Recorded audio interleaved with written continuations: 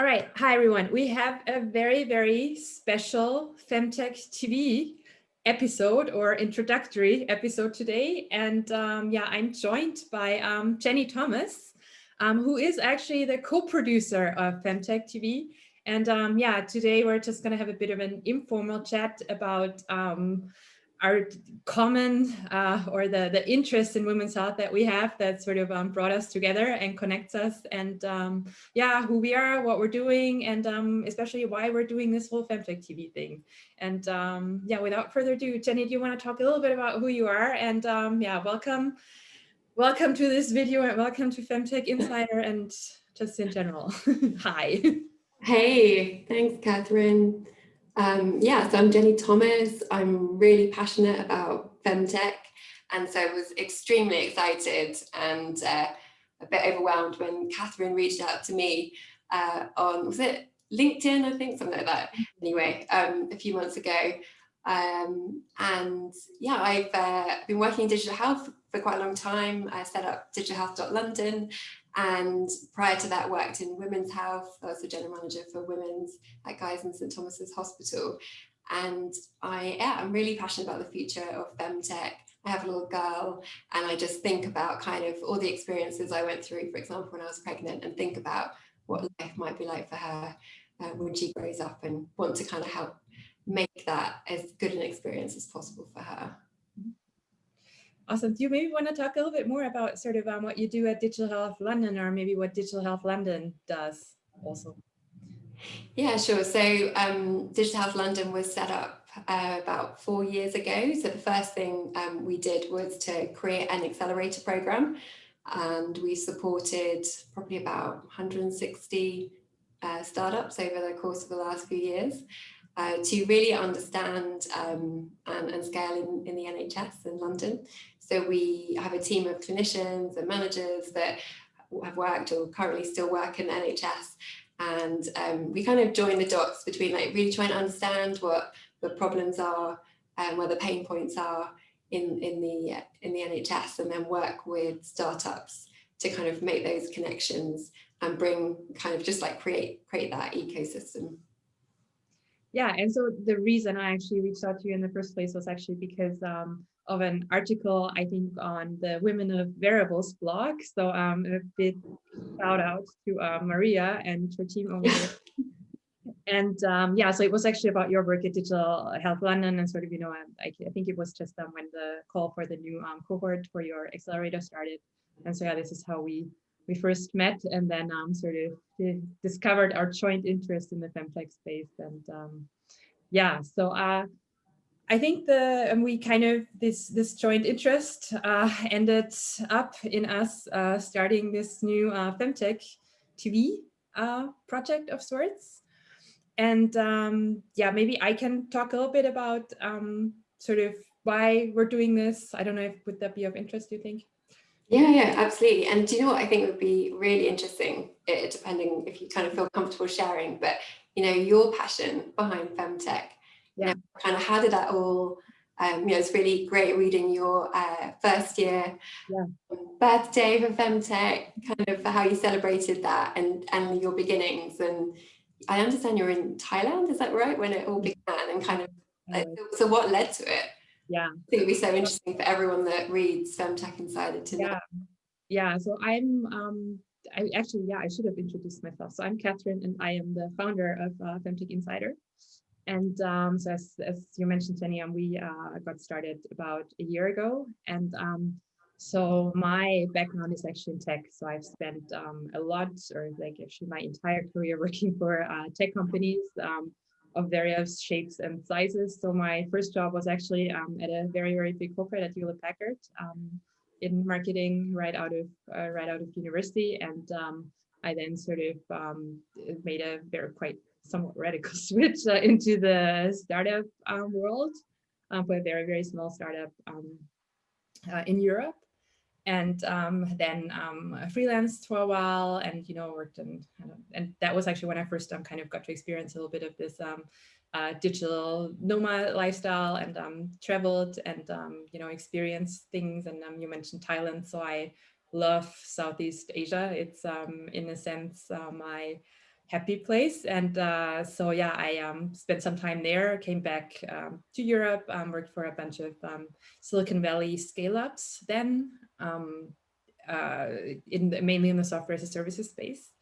And sort of actually during this time of being back in Europe, I was diagnosed with PCOS, polycystic ovary syndrome, which is actually not a lot of people know it, but it's actually surprisingly common.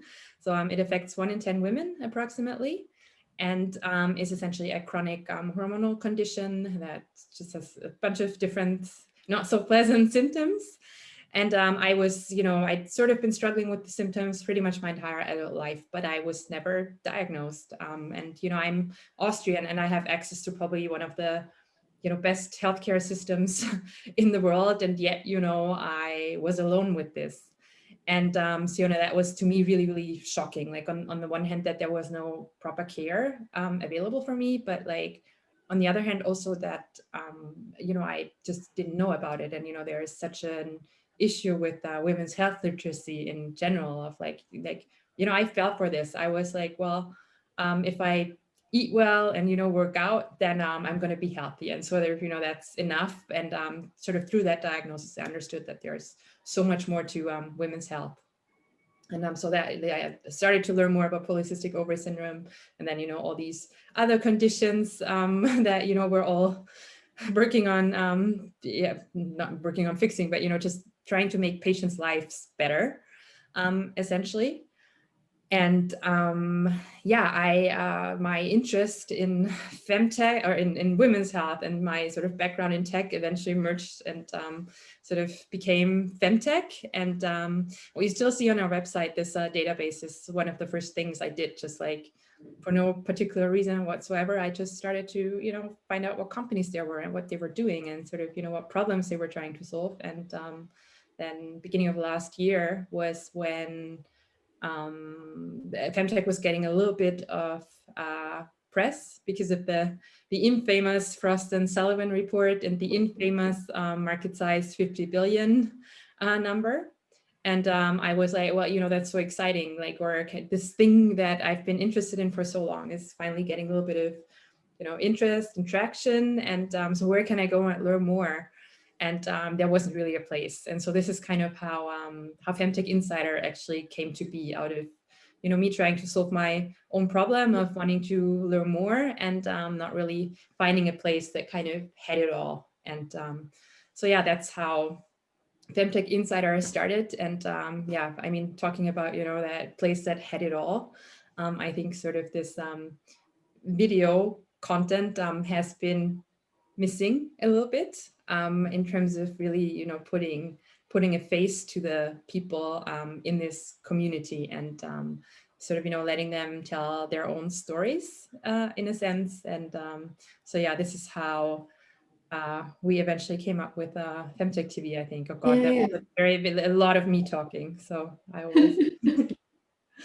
No, it's so great to hear about your story. I think, we've spoken quite a number of times, but I think it's the first time today that I really learned kind of that full story and why you're so passionate about it. It's always so great, isn't it, when it's it's a personal kind of pain, so to speak. And I guess when something, bad happens, actually what I'd always try and think about is kind of what is the good that comes out of it. And, the good is that you've created Femtech Insider, and I know you've helped so many people in small ways and big ways.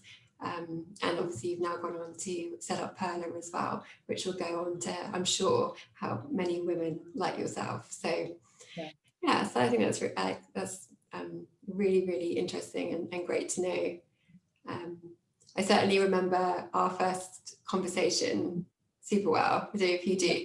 And I was really excited about talking to you, and thought I was still on maternity leave, and I hadn't yet gone back to Digital Health London. And I was trying to look after my baby, but I knew she was going to have a nap, and it was going to be this perfect time that I was going to get to chat to you and to Janine as well. I was all set up with my laptop, and then my baby woke up, and I was literally trying to breastfeed her. while I was talking to you guys on Zoom and turning my camera off. Yeah, it was a funny story for me, but good that we didn't stop anything. Yeah, no, totally. And it's kind of, funnily enough, I don't know, I should probably I should count that, but like I've spoken to so many, founders in our space that have actually been on calls with me while breastfeeding.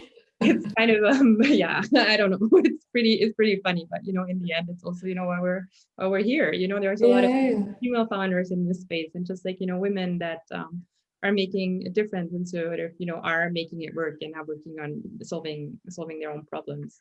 Yeah, absolutely. I mean, I feel like it's so it's great to kind of find all these resources about femtech, and really enjoy listening to different podcasts and things that are out there.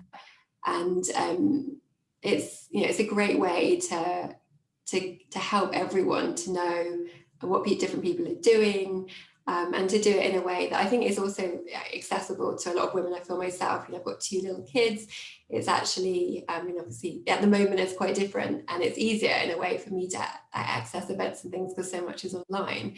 But it's really, I think that there's a lot of people that want to understand more about femtech, and I hope that by us giving Femtech TV a go, we're gonna meet and talk to lots of really interesting people, but we're also going to share those conversations with others. And at a time where it is harder to kind of do that networking, there aren't those conferences out there, but this will be a way to do that, hopefully. And I think if you get a lot of insight in terms of what people are saying to you, how they're reacting to Femtech Insider, and the kind of questions that they come to you with, like, how to get into Femtech, for example, what jobs are there, all these different questions that people have. And hopefully we'll be able to kind of answer some of those things with this little experiment.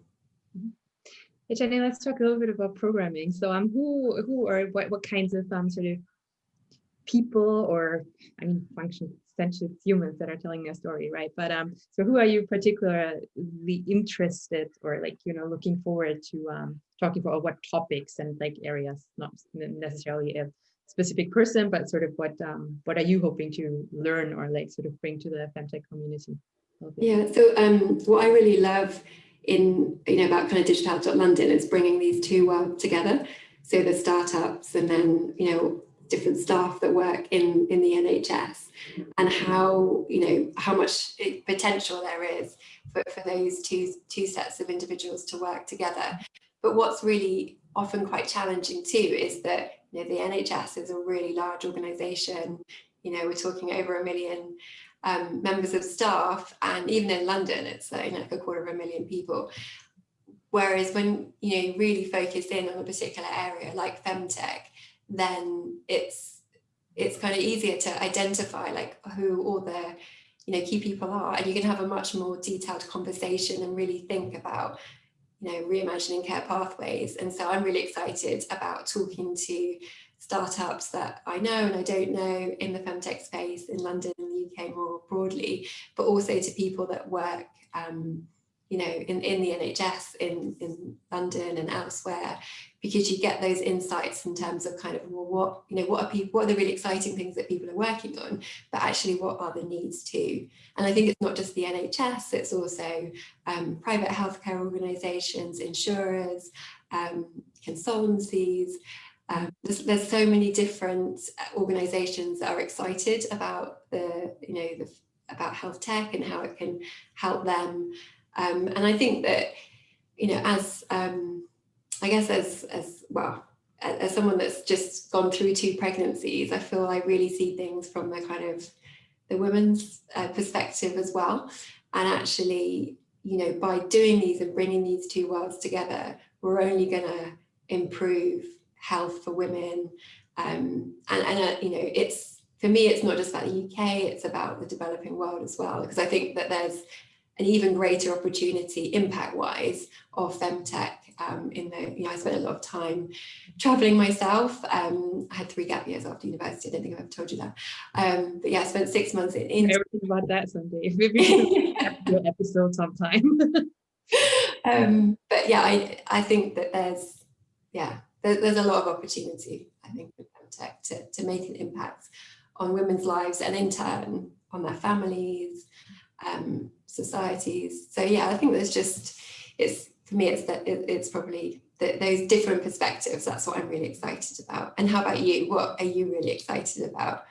Yeah, so I always really love to learn about different ecosystems. So I don't know, somehow I feel I'm like this, it sounds weird, but like, this natural born community builder. I've always been really, really interested in communities and sort of, kind of how to bring people together around shared interests. And so, I like it's so interesting also, to get your perspective. And I'm so excited for you to speak to these people that are maybe not in our immediate community, but, are sort of impacted by, or, sort of serviced by femtech companies, etc. Or like, it's super interesting because like if you're like sort of in the community, you have a very, very different view. I always like to speak to people that are kind of somewhere else, or are doing different things, just to get their perspectives, because I think it makes it so much richer. And so I'm very excited to kind of explore smaller, or like other, not necessarily smaller, other ecosystems. Like I know there's so much happening in Israel. I speak to more startups there. I've recently been fortunate enough to speak to a bunch of people out in Berlin, where there's this small scene emerging. And as you mentioned, also the sort of emerging countries like India, there's so much happening there, and especially in those developing countries with regards to remote monitoring and remote diagnostics, and just like overall mobile health when it comes to women's self-literacy, etc. I think there's such huge opportunities. And I mean, we just heard it yesterday. So Kasha actually received an investment there in I think Rwanda and Ghana, if I'm not mistaken, and sort of working on an e-commerce femtech there. And so I think there's like kind of all these super interesting projects that sometimes maybe are not so much don't get as much screen time by the sort of mainstream media. And so this is also why we kind of exist, to also tell these stories and kind of get these entrepreneurs the visibility they deserve. And so I'm very excited about looking maybe also a little bit beyond the obvious, and kind of finding these people that have very, very interesting stories to tell. And that always fascinates me. It's people. And just people are so multidimensional, and a lot of also founders in our space do so many different interesting things and have these interesting stories how they got to be. Like we know the sort of Ida Tin, the founder of Clue, sort of coined the term femtech. Before starting Clue, she actually ran motorcycle tours. Oh, really? Wow. Yeah, it's coming from a completely non-professional background, and like kind of meeting these people and seeing where they come from, and sort of where they're going, and like why they're doing what they do is just really fascinating for me. Yeah, absolutely. Well, I think it would be really great just to kind of bring all these different people together and hear all these, the different stories, and kind of just help to, I think we both feel really strongly that femtech, it's gonna happen. There's even, more than it's emerging now, but it's how can we make it happen kind of faster and better, and just to make that impact. Because there's so much opportunity to improve the lives of so many people. Totally. And so I think maybe we can wrap it up here. I think we've talked a little bit about who we are, what a long bit about what the history of Femtech Insider and why this led to us starting Femtech TV, and also a little bit about what to expect here. So I hope this was helpful for a few people watching to get to know us a little bit better, and also to get to know the project a little bit better. We're obviously open to sort of suggestions. I'm going to leave some contact details below in terms of if you have any ideas, if you have somebody that you'd really like to suggest to be interviewed by either one of us. And just also it's with Femtech Insider, what I always try is that this is really, it's our thing and not necessarily my thing. And we're really trying to kind of create this platform for everybody and for everyone to get involved, whoever wants to be involved. And just let us know what you'd like to get out of this, or whether you'd like to collaborate in any way. And yeah, we'll get back to you. And yeah, Jenny, thank you so much for Yeah, likewise. Thank you. even more so for supporting this project and like Femtech Insider overall, and also myself personally. So I'm just very, very grateful for you. Oh, well, I'm looking forward to it. It's going to be good fun. All right, awesome. So yeah, tune in and Yeah. subscribe. I think that's what YouTubers say all the time, right? Subscribe, like, comment. I don't know. We gotta get down this YouTube chain. So that's kind of all right. So thanks everyone, and yeah, thank you. See us on Femtech TV. Yeah.